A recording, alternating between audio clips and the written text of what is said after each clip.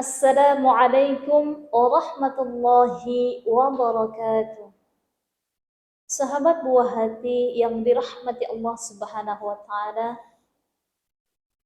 bulan Ramadan merupakan sayyidus syuhur, penghulu di antara bulan-bulan lainnya, raja daripada bulan-bulan yang lainnya, dan merupakan bulan penuh dengan kemuliaan di antara bulan-bulan yang lainnya. Kenapa bulan Ramadan menjadi sayyidus syuhur? Pertama, bulan Ramadan Allah pilih khusus menjadi bulan turunnya Al-Quran dari Lauhul Mahfuz hingga menuju kepada Baitul Izzah, yaitu langit dunia. Allah pilih khusus bulan Ramadan, bukan bulan Rajab, bukan bulan Sya'ban ataupun bulan-bulan lainnya, melainkan Allah pilih khusus yaitu bulan Ramadan. Maka sangat sekali dianjurkan bagi kita umat muslim seluruh dunia ketika bulan Ramadan dianjurkan memperbanyak tilawah Al-Quran, karena bulan Ramadan merupakan bulan turunnya Al-Quran. Yang kedua, bulan Ramadan disebut sebagai sayyidus syuhur karena pada bulan Ramadan ada malam min khairi alfi syahr, yaitu malam lebih baik daripada 1000 bulan. Pada malam itu merupakan malam kemuliaan, yaitu malam Lailatul Qadar. Malam Lailatul Qadar dijanjikan oleh Allah itu lebih mulia, lebih baik daripada 1000 malam. Kalau 1000 malam itu kita ibaratkan, kalau kita hitung itu sama seperti 80, kira-kira sama seperti 85 tahun. Kira-kira kita nyampe nggak ya ke umur segitu? Dan kalau kita hitung secara matematikanya, 85 tahun kita bertobat, itu rasa-rasanya tidak seimbang antara amalan kita dengan dosa yang sudah kita perbuat.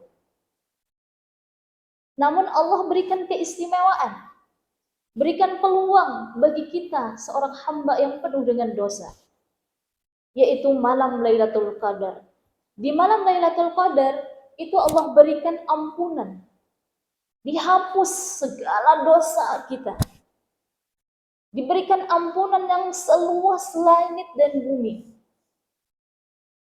Dan agar kita sebagai hamba yang pendosa itu diberikan peluang untuk bertaubat kepada Allah Subhanahu wa taala, agar tidak berputus asa terhadap dosa-dosa yang telah kita lakukan di 11 bulan sebelumnya. Dan untuk meraih malam Lailatul Qadar tersebut, sahabatku, itu tidaklah mudah. Segala usaha dan upaya kita harus lakukan. Dari sebelum bulan Ramadan itu datang, kita sudah harus berusaha untuk meraih bulan tersebut. Berlatih diri untuk melakukan amalan-amalan yang terpuji. Dimulai dari kita memilih hari yang diistimewakan, yaitu Sayyidul Ayyam, ada di hari Jumat, yang kemudian kita memilih waktu yang diistimewakan, yaitu di sepertiga malam terakhir. Begitupun tempat-tempat yang diistimewakan. Kita memilih bagi yang sedang pergi umrah di Masjidil Haram, di Masjid Nabawi, dan bagi saudara kita yang sedang di Palestina, yaitu di Masjidil Aqsa, ataupun bagi kita yang sedang berada di negara Indonesia, yaitu di tempat yang Allah muliakan, yaitu di masjid-masjid terdekat daripada rumah kita. Di waktu-waktu dan tempat-tempat istimewa tersebut, kita dianjurkan untuk memanfaatkan waktu tersebut untuk memperbanyak amalan-amalan. Sebagaimana hadis yang mengatakan, yang artinya, andai kata umatku mengetahui apa saja keistimewaan yang ada di bulan Ramadan, maka mereka akan minta setiap bulannya menjadi bulan Ramadan. Masya Allah, luar biasa sahabat. Kenapa menjadi istimewa? Yang pertama, di dalam bulan Ramadan, Allah lipat gandakan segala amal ibadah yang kita lakukan. Bahkan sekecil biji zarah pun itu Allah lipat gandakan. Yang kedua, segala amal kebaikan yang kita lakukan pada bulan Ramadan itu Allah terima dan tidak ada yang tertolak. Yang ketiga, segala doa yang kita pinta kepada Allah Subhanahu wa taala, Allah kabulkan. Bahkan kita doa, segala doa yang mungkin menurut nalar kita sebagai manusia itu tidak akan pernah terpenuhi, tapi bagi Allah tidak ada yang tidak mungkin, dan insya Allah semuanya akan dikabulkan oleh Allah Subhanahu wa taala. Dan yang keempat, menjadi istimewa karena segala dosa, segala apapun yang kita lakukan di 11 bulan sebelumnya, Allah ampuni. Salah, hilaf, dosa, maupun baik yang kecil maupun yang besar, Allah ampuni segala dosa-dosa kita. Alasan yang ketiga, kenapa bulan Ramadan disebut Sayyidus Syuhur? Karena yang Allah panggil orang untuk melaksanakan ibadah puasa adalah orang-orang yang beriman. Sebagaimana Allah berfirman dalam surat Al-Baqarah, A'udzu billahi minasy syaithanir rajim. Bismillahirrahmanirrahim. Ya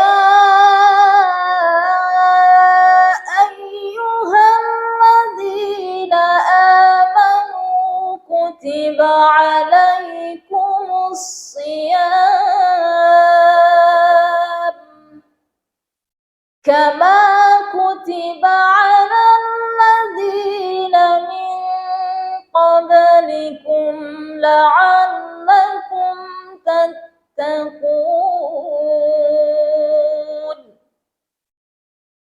Wahai orang-orang yang beriman, diwajibkan atas kamu berpuasa sebagaimana diwajibkan atas orang-orang sebelum kamu, agar kamu menjadi orang yang bertakwa. Kalimat pertama dari ayat tersebut, ya ayyuhalladzina amanu. Jadi yang diperuntukkan dan yang Allah panggil itu adalah orang-orang yang beriman. Bagi orang-orang yang beriman, panggilan itu merupakan suatu kewajiban yang harus dilaksanakan.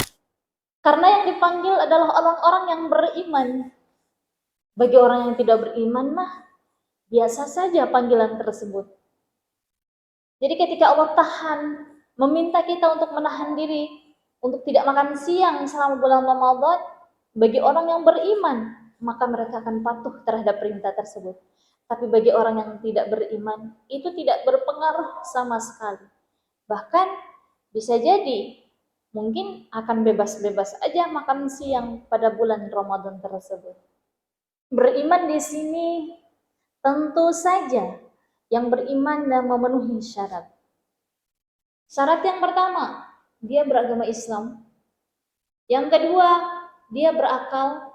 Yang ketiga, dia balik. Dan yang keempat, bagi yang mampu. Jadi mungkin saja ketika kita melihat ada orang yang tidak berpuasa, bisa jadi tidak memenuhi keempat syarat tersebut. Ada mungkin yang tidak berpuasa, bisa jadi dia tidak beragama Islam. Ketika kita melihat orang beragama Islam tidak berpuasa, bisa jadi dia belum balik, alias masih kecil. Badannya saja mungkin yang bongsor ya. Kemudian kita melihat orang Islam balik tapi tetap tidak berpuasa. Bisa jadi dia tidak berakal, alias tidak waras. Dan yang terakhir, kalau ketiga-tiganya itu memenuhi syarat, bisa jadi ketika ada yang memenuhi ketiga syarat tersebut tidak puasa, kemungkinan besar dia tidak mampu.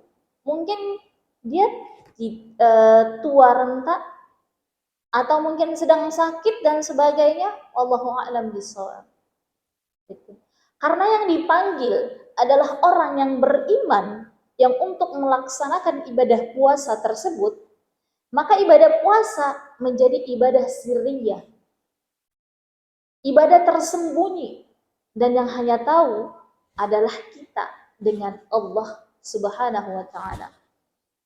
Hanya Allah yang tahu ganjarannya. Karena Allah berkata, puasa untukku, dan yang tahu ganjarannya adalah aku. Tidak seperti ibadah-ibadah yang lainnya. Misalkan seperti sholat. Sholat, itu Allah jelaskan ganjarannya. Sedekah, juga sama, Allah jelaskan ganjarannya. Sama seperti kebaikan-kebaikan atau amalan-amalan yang lainnya pun Allah jelaskan ganjarannya. Namun puasa, itu tidak seperti ibadah-ibadah yang lainnya, Allah jelaskan ganjarannya. Selanjutnya, puasa itu merupakan ibadah yang kedudukannya sama dengan membaca Al-Quran. Sama-sama memberikan syafaat di yaumil qiyamah nanti. Ada sebuah hadis yang mengatakan, puasa akan berkata seperti ini kepada orang yang berpuasa di dunia.